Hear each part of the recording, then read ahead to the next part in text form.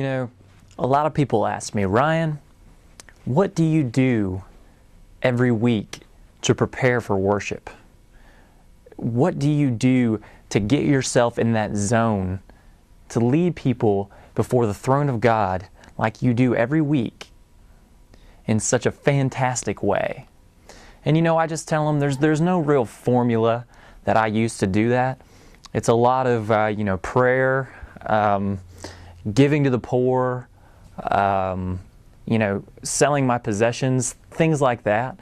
But no, there's no real formula that I use. Well, I am awesome.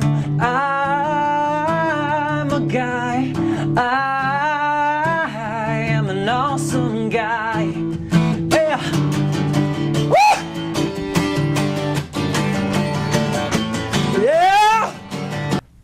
I guess I see myself as somewhat of a role model, maybe almost like, an image of greatness that people can look up to.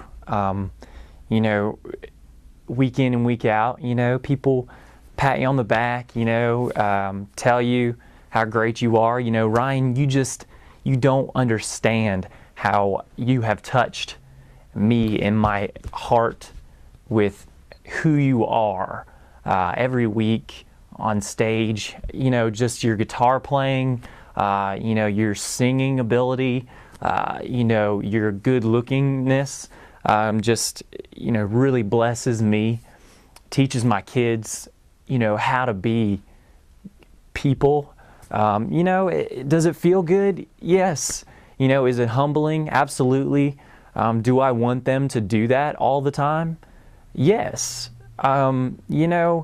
It's just something I feel like I can do for them. And, sure, it's a little bit awkward, then they're doing that in front of all those people. And, I'll typically just kind of, look at them and, kind of nod a little bit, maybe smile, and maybe smile and nod at the same time. So when I think about myself, ooh, Jesus, and how I sing good, and how I play good, and how I look good, and how I am good, and how I'm awesome, won't you tell me now, can you think about me? Just think about me for 1 second, won't you now? What was the question? If I had to sum up music in one word? Oh man, I guess if I had to sum up music into one word, it would have to be hair. Hair to me, is, if I ever had to cut my hair, I'm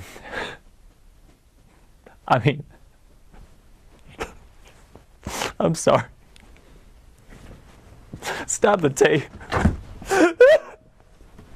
So how great is my hair? Sing with me, how great is my hair? And oh, we'll see how great is my hair. Look at it, look at it, look at it, look at it now. If I had to pick one person who is my biggest influence today, I guess I'd say Pastor Ray. He's just taught me a lot about the temperature in your office, how to keep it just really hot all the time. Even on the absolute coldest days of the year, just never fails. It's always excruciatingly hot.